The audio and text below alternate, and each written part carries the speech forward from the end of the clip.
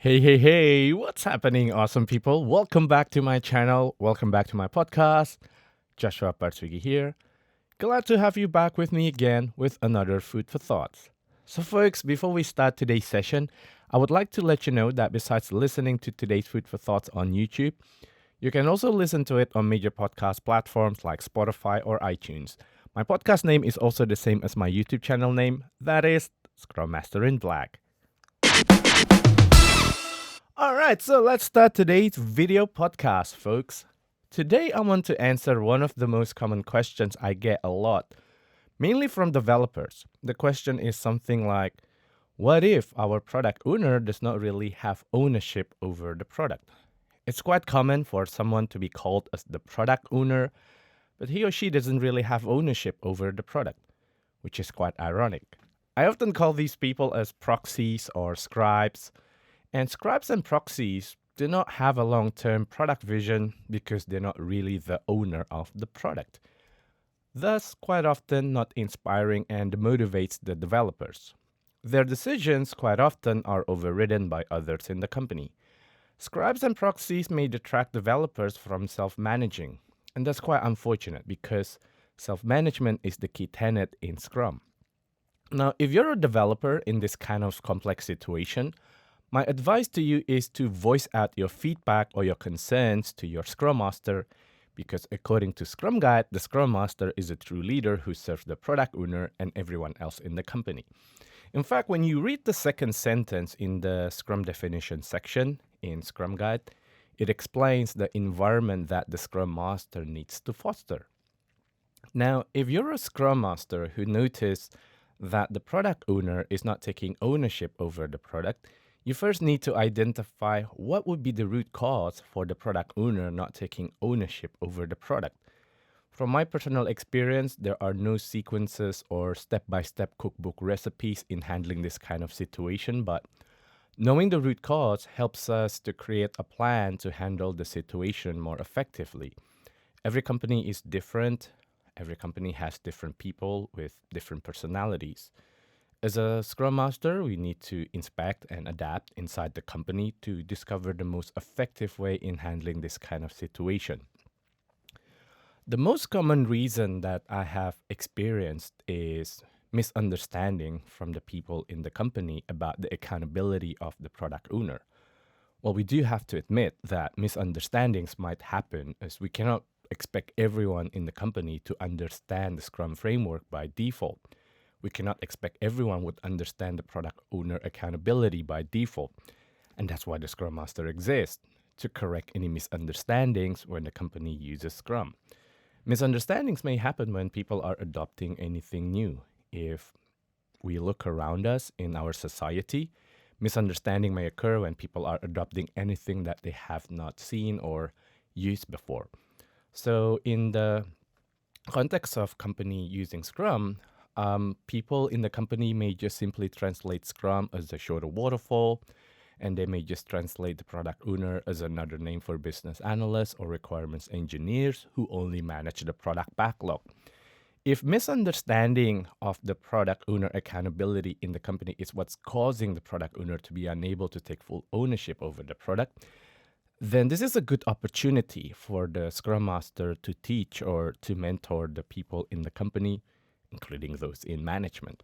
Because until these people have heard the right information about the accountability of product owner, these people will not manifest the expected behavior that at the end will encourage the product owner to take full ownership over the product.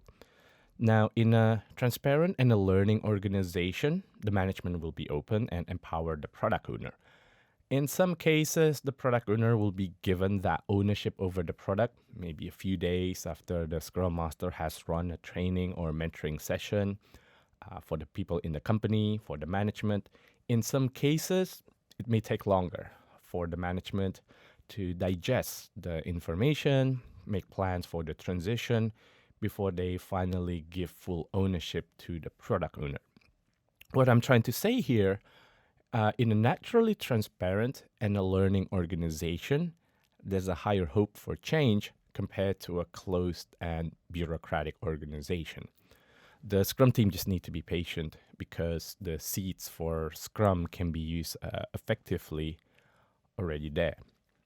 The second most common reason why the individual appointed as the product owner is unable to take full ownership over the product is that individual does not have enough knowledge or skills or experience.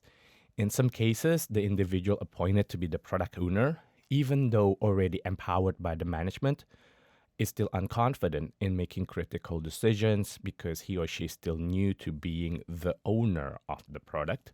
He or she is not used to taking big risks and making critical decisions. For some people who have not done it before, making critical decisions can be a little bit scary. Yes, ideally, the product owner is experienced in the business domain, in product management, but I personally think as long as the product owner is empowered, he or she is trusted, I think he or she can still be an effective product owner.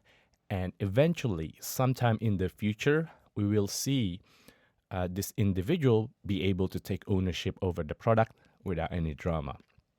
In this scenario, the Scrum Master must teach the product owner in product management with the Scrum Master's best knowledge, of course. And other than product management, in some cases, the Scrum Master may need to work with someone more knowledgeable, more experienced in the company to mentor the product owner on the company's business processes or any domain knowledge or industry knowledge that the product owner needs to succeed.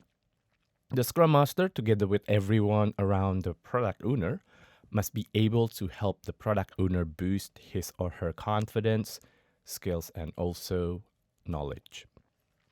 As you are listening right now, I've been mentioning the word empowerment and trust as the key ingredients for a product owner to be able to take full ownership over the product. In a company with a low trust culture, the product owner is deliberately blocked from making critical decisions. Yes, I've seen this before, not only once, but multiple times. This is the third reason why the individual appointed as a product owner is unable to take ownership over the product. In these companies, usually decision making authority is mapped to the individual's rank or position in the company. It's possible to see the appointed product owner is from the lower rank because the people on the higher rank who can make these critical decisions would tell you that they're too busy to collaborate with the Scrum team and they cannot be the product owner. But ironically, at the same time, they're not willing to let go of control and give the full ownership over the product to the appointed product owner. So I would say this is a really, really complex situation. In a company with a deep culture of distrust, even though the Scrum Master already done his or her best to explain to the people in the company about the accountability of product owner, using all of the Scrum Master stances, the management may still be unwilling to give that much ownership over the product to the product owner. If that is the case, and I'm talking based on my personal experience here, the first thing the Scrum Master should not have is an imposter syndrome. I had experienced this multiple times where I had imposter syndrome whenever the management was not convinced about my explanation about the concept, which I think is quite noble and can improve the company's agility. In this situation, the Scrum Master should instead acknowledge that he or she cannot change people, but can only change him or herself. This is a good opportunity for the Scrum Master to take self reflection, build his or her credibility in the company by doing more deliberate practices on influencing people to buy our idea in an artful way, in a non authoritative way, without using any force. Both the product owner and the Scrum Master need to develop their credibility in the company together. They should be partners who have one voice. They should not put a gap in between them. Otherwise, people in the company might have negative perspectives and may not change because the Scrum Master and the product owner is not being a role model. In some cases where the culture of distrust is really thick, the whole Scrum team needs to wait for major events to change the situation. John Cotter, who is a change management expert, calls this as the burning platform.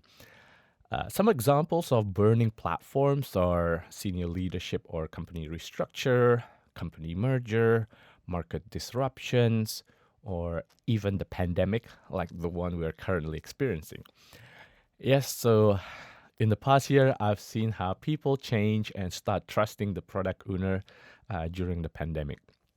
The pandemic has changed these people's perception about the product owner, and their behavior has also changed to be more empowering towards the product owner. So until change starts to happen in the company, the whole Scrum team needs to utilize the sprint review differently. They need to start presenting outcome metrics every sprint review and move away from treating the sprint review as a demo session or user acceptance test session.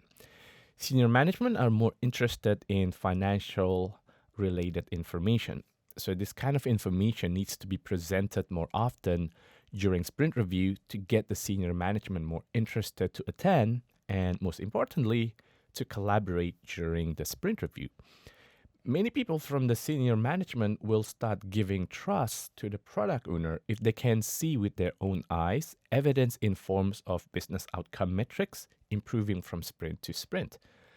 Yes, folks, I have seen senior management in large corporations attend the sprint review. So this is not a myth. So this is not a utopian situation.